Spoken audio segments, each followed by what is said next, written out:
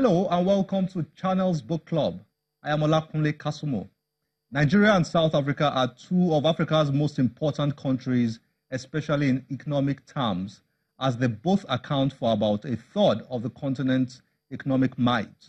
But it's not just economics that make both countries crucial for Africa.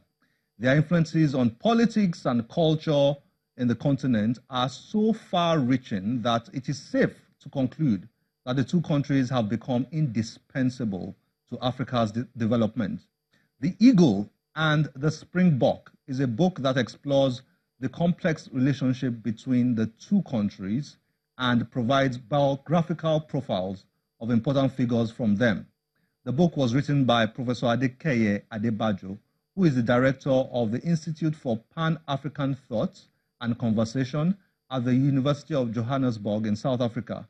He was also an executive director of the Center for Conflict Resolution in Cape Town for 13 years and served on the United Nations missions in South Africa, Western Sahara, and Iraq.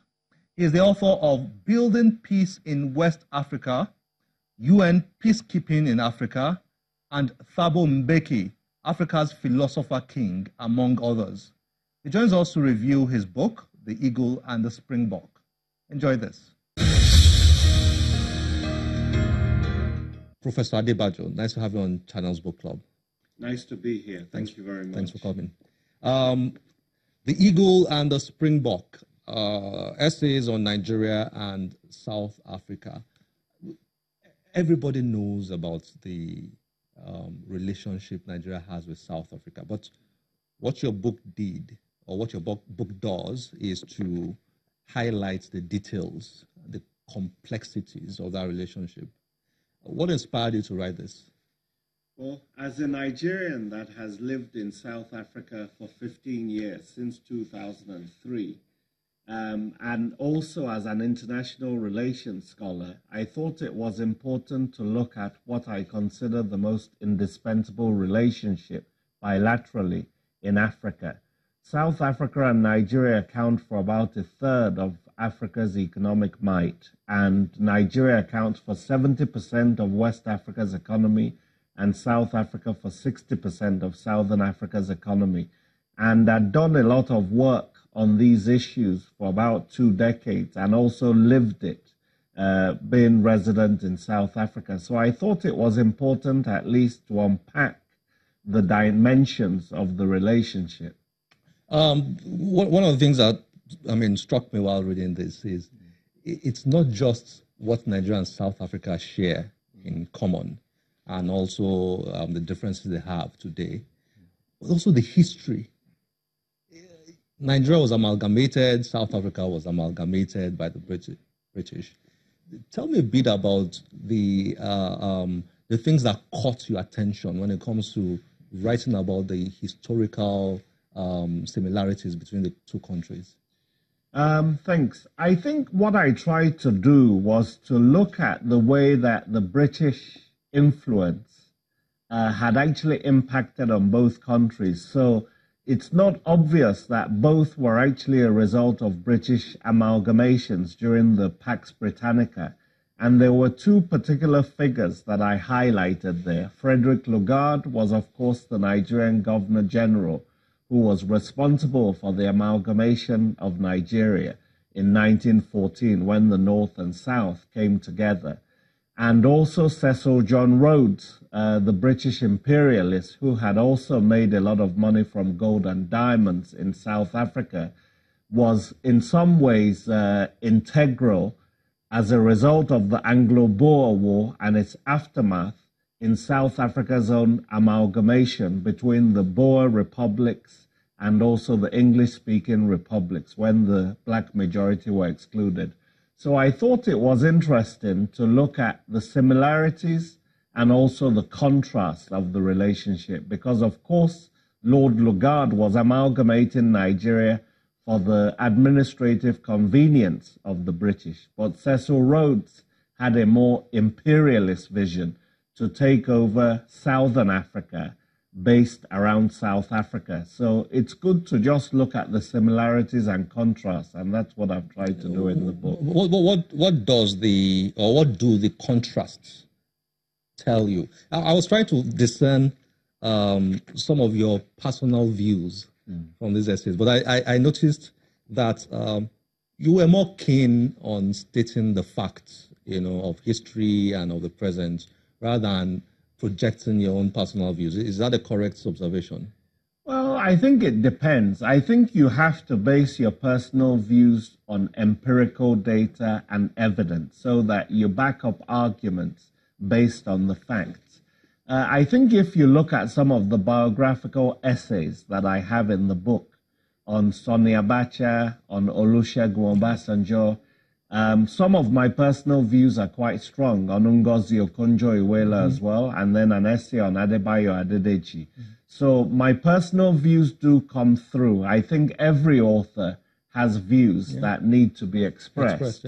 But I think it needs to be based on a historical background so that the reader can also understand, and it's based on solid scholarship. Okay. Well, what stands out the most for you?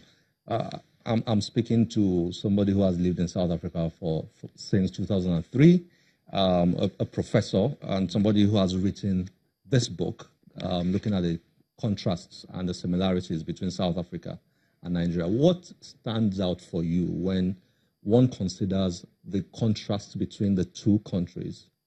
Well, I looked at the political, economic, and cultural relationship. Those were the three lenses through which I looked at these countries. But the main contrast, I guess, that would stand out is that Nigerians and South Africans tend to feel strongly about different things with each other. There's a sense within Nigeria that the South Africans haven't really appreciated the role that Nigeria played in the anti-apartheid struggle when, there was a Mandela tax on all Nigerian civil servants automatically deducted from their salaries to support the liberation struggle. Nigeria was also a leading member of the frontline states. It was chair of the UN Special Committee Against Apartheid.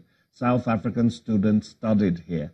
So a lot of the Nigerian anger against South Africa is based on that, and also against companies like MTN, which is derided as money thieving networks in Nigeria. And in the case of South Africa, a lot of the stereotypes about Nigerian drug traffickers and criminals, and the fact that there have been xenophobic attacks against Nigerian citizens in 2008, 2015, and again in 2017, and a lot of South African companies complain about the infrastructural deficits in Nigeria. Those are important in terms of contrast. But then you have also sharp contrast. For example, South African infrastructure, the road network, etc., compared to Nigeria's dilapidated infrastructure. South African universities, quality universities, compared to Nigeria's decades of neglect and government closures that have really denuded and damaged universities. And then one more example in terms of electricity. South Africa has a population that's maybe 3 times less than ours, but produces 10 times more electricity than Nigeria does. But on the other hand, Nigeria has the biggest black intelligentsia anywhere in the world, whereas South Africa's Bantu education has damaged the educational system, and 10% of a white minority still control the economy and higher levels of the education in South Africa. So I play around with those kind of contrasts that are quite interesting in the relationship. And one final one is that, I think Nigeria has more legitimacy as a black African power, and not just the anti-apartheid struggle, but the ECOMOG peacekeeping missions in Liberia and Sierra Leone gives it a stature and credibility within Africa that I think South Africa does not have as a result of some of these continuing apartheid and white minority domination of sectors of South African economy and social life.